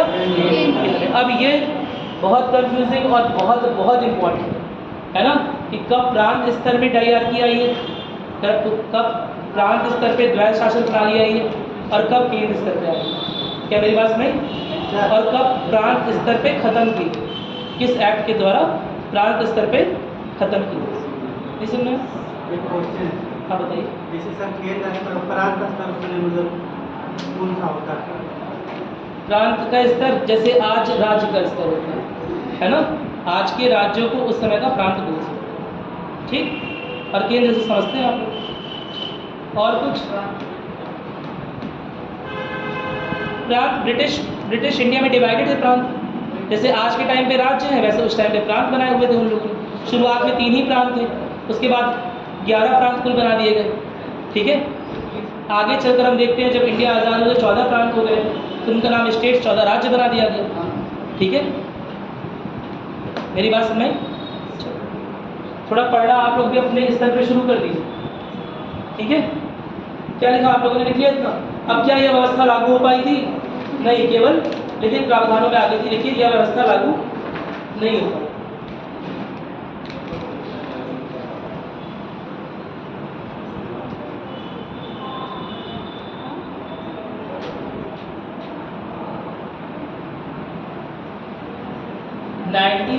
का एक्ट और 1935 का एक्ट है ना, अच्छा खासा कंफ्यूजिंग है। इसे कम से कम 3 बार पढ़िएगा तो जाके क्लियर होगा, समझे? अभी जो लिखवाने जा रहा हूँ वो और ज़्यादा कंफ्यूज कर देगा। द्विसदनीय प्रणाली जिसकी हम बात कर रहे थे, मैंने आपको क्या बताया? केंद्र में लागू हुई थी, किस एक्ट के द्वारा? 1935। द्विसदनीय प्रणाली, द्विसदनीय, 2 सदन। अच्छा, अरे कुछ तो मतलब कुछ पढ़ के आओ, रिवाइज करके आओ। कब आया था? 1919 में ना, ठीक है। अब जो बाइकैमरलिज्म यानी जो द्विसदनीय प्रणाली अब तक केवल केंद्र में प्रैक्टिस की जा रही थी, केंद्र स्तर पे की जा रही थी, अब उसे प्रांत स्तर पे भी प्रैक्टिस किया जाए। यानी कि अब कुल 11, उस समय कितने प्रांत थे? 11। तो अब कुल 11 प्रांतों में से 6 प्रांत ऐसे बनाए जाएंगे, बाकियों के भी प्रावधान आएंगे लेकिन बाकियों को बन नहीं पाता, ठीक है। जहाँ पर 2 सदन बन जाएंगे, जिसे आज आप विधानसभा या विधान परिषद के नाम से जानते हैं। क्या मेरी बात समझ आ गई? ठीक है। लिखिएगा, प्रांत के स्तर पर द्वैध में और द्विसदनीय में अंतर याद रख लो। समझे ना? द्वैध और द्विसदनीय एक ही चीज नहीं है। अभी उसी में तो क्वेश्चन भी देखा था तुमने, देखा था ना, आईएएस का क्वेश्चन था शायद 2017-18 का आईएएस का क्वेश्चन था, ठीक है। द्वैध और द्विसदनीय एक ही चीज नहीं है, अलग अलग। समझे ना? द्वैध में बेसिकली क्या है कि सब्जेक्ट्स का बंटवारा है, जो विषय है, क्षेत्र अधिकार है, उनका बंटवारा है। और द्विसदनीय में बस सदन है, ठीक है। हाँ, द्विसदनीय में बस 2 सदन है और कुछ नहीं। पहले लेजिस्लेटिव काउंसिल 1 सदन की थी और आगे चलकर 2 सदन में बढ़ गई। क्या मेरी बात सुनाई? जिसमें कुछ लोग डायरेक्टली इलेक्ट होके आएंगे, जैसे आज लोकसभा में होता है, और कुछ लोग इनडायरेक्टली इलेक्ट होकर आएंगे। समझा? अप्रत्यक्ष रूप से निर्वाचित होकर आएंगे, जैसा राज्यसभा में होता है। क्या मेरी बात समझ आ रही है? जो पावर का मतलब बंटवारा उसे हाँ, जो पावर का बंटवारा है। सदन होते हैं उन्हीं को बोलते हैं क्या? उच्च सदन होते हैं। उन्हें क्या बोलते हैं? कौन से? उन्हें क्या? द्वैध शासन प्रणाली अलग है, बताया था अभी तक कितनी बार बता चुका हूँ। सब्जेक्ट्स को जितने भी विषय अधिकार होते हैं, क्षेत्र होते हैं, उन्हें 2 पार्ट में डिवाइड करते हैं। कल आप लोग का सैटरडे है ना, कल आप लोग पढ़कर आएंगे, सारे डाउट्स ले आएंगे। समझा? क्या तो टेस्ट है? कोई बात नहीं, टेस्ट के बाद में अवेलेबल होगा। टेस्ट तो आप लोग 10 मिनट में आप लोग कितना पढ़ाई आपको? मुझे बहुत उम्मीद देगी, बहुत देर तक टेस्ट होगी मुझे लगता है। समझा? कौन सा मेंस का आंसर तुम्हें लिखना है ना? अक्कड़ बक्कड़ करना है अभी तो शुरुआत में। क्या मेरी बात समझ? 5:30 बजे का टाइम है। कोई बात नहीं, मैं आधे घंटे के लिए फिर भी आ जाऊंगा। पूरी बात सुन लो, सब लोग पढ़कर, अब वैसे भी टेस्ट पढ़ना है तुम्हें, है ना? तो पढ़ के आओगे, टेस्ट के बाद जितना भी कंफ्यूजन है, टेस्ट के समय पर नहीं, टेस्ट के बाद जितना भी कंफ्यूजन है वो सब पूछ के जाओगे। क्या मेरी बात सुनिए? जैसे द्वैध और द्विसदनीय, मैं शायद 5वीं बार या 6वीं बार बोलने जा रहा हूँ कि द्वैध और द्विसदनीय अलग अलग है। ठीक है, मेरी बात समझ आ रही है? जो पहले भारतीय लेजिस्लेटिव काउंसिल यानी भारतीय विधान परिषद थी, 1919 के एक्ट के बाद 2 सदनों में डिवाइड कर दी गई। एक सदन वो जिसमें लोग डायरेक्टली चुनकर आ रहे हैं प्रत्यक्ष रूप से, एक सदन वो जिसमें लोग इनडायरेक्टली चुन के आ रहे हैं। मेरी बात सुने? अप्रत्यक्ष रूप से चुन के आ रहे हैं। जिसमें डायरेक्टली चुन के आ रहे हैं वो क्या थे? कौन सा? द्वैध कोई सदन नहीं है क्या? क्या कह रहे हैं तुम लोग? बहुत तगड़ा क्वेश्चन क्या कह रहे हैं? 2 सदन कौन कौन से? उच्च सदन और निम्न सदन करवाया हुआ हूँ ना। द्वैध सदन कहाँ से आ गए? द्वैध सदन का क्या? द्वैध शासन प्रणाली थी। ठीक है, जाके घर पे टैटू बनवाए। द्वैध शासन प्रणाली ये अलग है, और द्विसदनीय वाला इधर बनाओ, द्विसदनीय अलग है। कल बता रहे, सो रहे थे क्या तुम लोग? कल आवाज़ नहीं आ रही थी मेरी? आ रही थी। भैया इसे रिवाइज करो, आज जाओगे घर पे 1990 का एक्ट रिवाइज करोगे। कल बात करेंगे, 1935 का एक्ट पूरा नहीं हुआ है, कल और बात करेंगे। लेकिन जब आपको द्विसदन और द्वैध में इतनी कंफ्यूजन हो रही है तो प्लीज़ मैं अब एक बार अंतिम बार सुन लो सब लोग जल्दी से। द्वैध शासन प्रणाली में विषयों का बंटवारा, क्या मेरी बात सुने? विषयों का बंटवारा था। 1919 के एक्ट में द्वैध शासन प्रणाली प्रांत स्तर पे चल रही थी, यानी प्रांत के स्तर पर विषयों का बंटवारा। क्या मेरी बात सुनी? कुछ विषय जो प्रांत के स्तर पर गवर्नर और उसकी कार्यकारी परिषद के पास थे वो थे आरक्षित विषय। समझ में आ गया? कुछ विषय जिन्हें प्रांत स्तर पर विधान परिषद बना सकती थी, जिन पर कानून, वो थे हस्तांतरित विषय। इसी को बोलते हैं द्वैध शासन प्रणाली। समझ में आ गया? द्विसदनीय अलग चीज। कैसे अलग है? कि जो केंद्र शुरुआत में 1919 के एक्ट में केंद्र स्तर पर जो लेजिस्लेटिव काउंसिल यानी कि विधान परिषद केंद्र, उसने 2 पार्ट में तोड़ दिया, 2 पार्ट में डिवाइड कर दिया गया।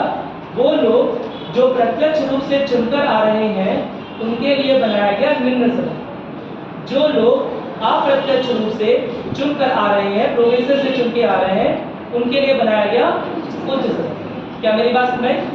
जो कि लागू हुआ केंद्र स्तर पर 1919 में। समझ में आ गया? यही मॉडल लागू हो जाएगा 1935 के एक्ट में प्रांत स्तर पर, जहां प्रांत स्तर पे भी द्विसदन प्रणाली शुरू हो जाएगी। मेरी बात सुने? और 2 सदनों का निर्माण कर लिया जाएगा। जैसे आज के समय में प्रांत स्तर यानी राज्य के स्तर में भी विधानसभा और विधान परिषद होती है। क्या मेरी बात क्लियर है? लेकिन जैसे आज के समय में हर राज्य में विधानसभा और विधान परिषद नहीं है।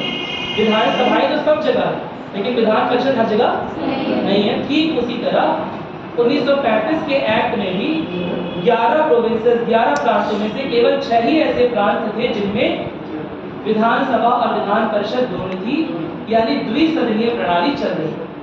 क्या मेरी बात सुनने आ गई? एकदम याद रहेगा?